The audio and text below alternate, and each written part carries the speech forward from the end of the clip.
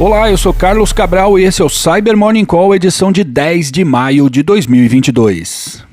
Iniciamos essa edição mais uma vez tratando dos desdobramentos a respeito da falha CVE 2022-1388 nos dispositivos Big IP fabricados pela F5. No Cyber Morning Call de ontem, falamos que pesquisadores conseguiram reproduzir o ataque em laboratório, afirmando que a exploração seria trivial. Pois bem, no decorrer do dia surgiu o primeiro exploit público para a falha e logo depois os ataques começaram. Os adversários observados explorando a falha o estavam fazendo com o objetivo de instalar web shells de modo a manter uma porta aberta no ambiente das vítimas.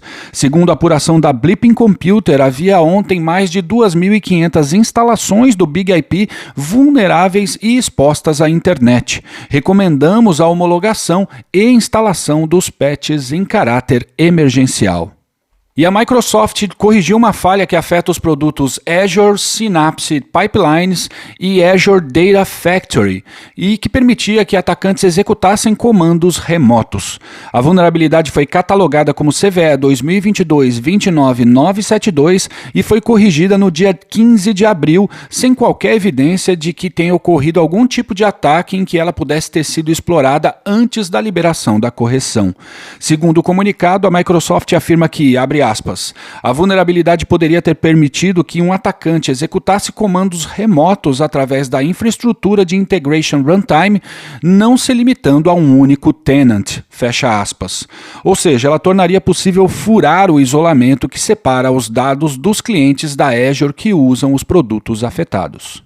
E ontem surgiram detalhes sobre mais um trojan de acesso remoto que está sendo negociado em fóruns de idioma russo frequentados pelo cybercrime.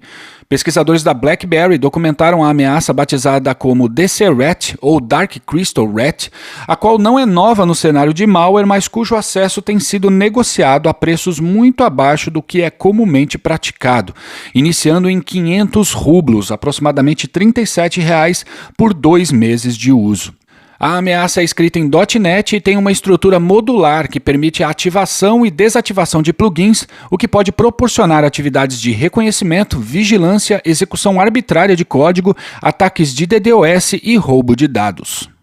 E o CERT da Ucrânia recentemente emitiu um relatório sobre a distribuição em massa de uma ameaça chamada Jester Stealer, por meio de e-mails de phishing que usam como mote supostos alertas de ataques químicos. A intenção é a de criar pânico nas vítimas de modo a convencê-las a abrir anexos maliciosos no formato XLS com macros que, quando executadas, baixam e ativam o payload do Jester Stealer. Segundo a agência, a ameaça está preparada para roubar credenciais de acesso de navegadores, de clientes de e-mail, de FTP, de VPN, de carteiras de criptomoedas, de gerenciadores de senhas, de aplicativos de mensagens e muito mais. Os dados são roubados usando servidores intermediários na rede Tor ou fora dela e chegam ao atacante via Telegram. E supostos hacktivistas ligados à causa ucraniana atacaram redes de TV na Rússia, bem como um serviço de streaming de vídeo no país. O ataque ocorreu ontem durante as comemorações do Dia da Vitória, data em que os russos celebram o fim da Segunda Guerra Mundial. A plataforma de streaming de vídeo RooTube ficou fora do ar durante a manhã de ontem e o mecanismo que exibe a programação das redes de TV sofreu um defacement, de modo que, ao consultar a programação, os telespectadores se deparavam com mensagens pró-Ucrânia no lugar dos títulos dos programas.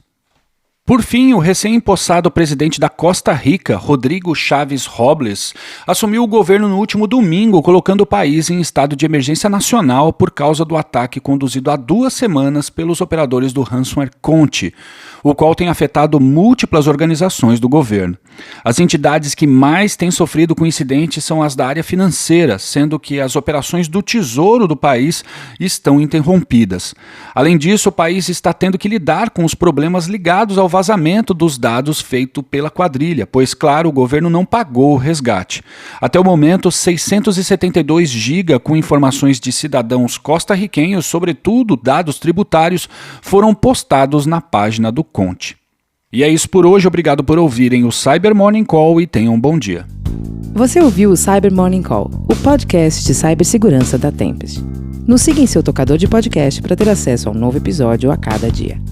E para saber mais sobre a Tempest, nos siga no Instagram, Twitter e LinkedIn ou acesse www.tempest.com.br.